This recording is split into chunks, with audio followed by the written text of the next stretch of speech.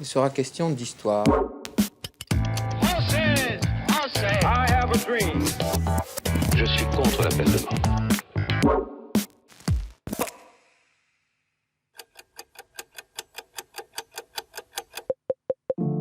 Le 26 novembre 1974, Simone Veil se présente à la tribune de l'Assemblée nationale. La ministre de la Santé s'apprête à défendre l'un des projets de loi les plus controversés de la Ve République, la légalisation de l'avortement. Je voudrais tout d'abord vous faire partager une conviction de femme. Je m'excuse de le faire devant cette assemblée presque exclusivement composée d'hommes. Aucune femme ne recourt de gaieté de cœur à l'avortement. Il suffit d'écouter les femmes. C'est toujours un drame.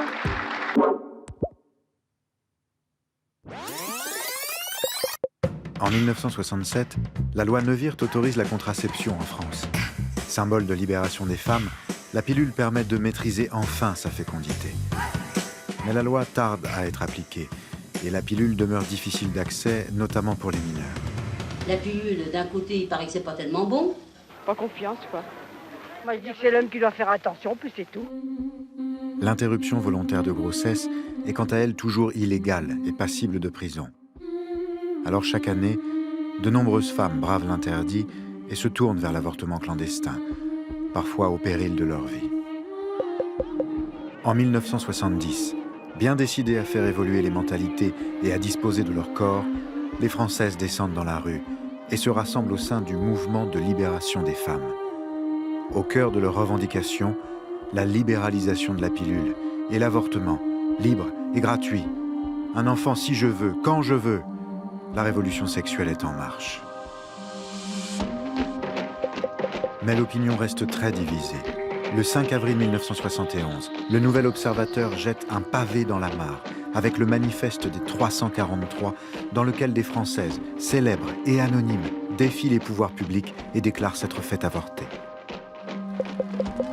Un an plus tard, le débat prend de l'ampleur lorsqu'à Bobigny, une jeune femme de 16 ans est jugée pour avoir avorté à la suite d'un viol.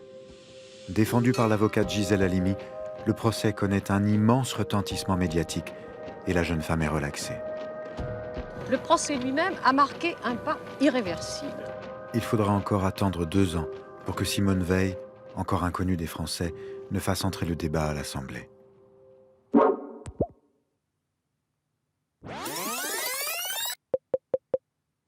Née en 1927 à Nice, Simone Jacob grandit dans une famille juive bourgeoise. Mais l'insouciance est de courte durée. La Seconde Guerre mondiale éclate et dans toute la France, les Juifs sont bientôt traqués et persécutés. Au printemps 1944, la vie de Simone bascule. Comme toute sa famille, elle est arrêtée et déportée. À 16 ans, elle découvre l'horreur d'Auschwitz. Miraculeusement, elle échappe à la mort. Désormais, c'est en femme libre que Simone mènera sa vie avec un besoin irrépressible de justice. Moins de 6 mois après son retour des camps, elle s'inscrit à la faculté de droit de Paris et à Sciences Po. Elle y rencontre Antoine, son mari, et devient Simone Veil. Il préférerait qu'elle reste à la maison, mais elle devient magistrate. En 1974, Simone Veil est nommée ministre de la Santé. Ça m'intimide beaucoup d'arriver dans un département ministériel dans lequel effectivement beaucoup de problèmes sont totalement étrangers. Avec courage et conviction, elle s'empare de la lourde tâche qui lui est assignée par le président de la République, Valéry Giscard d'Estaing, légaliser l'avortement.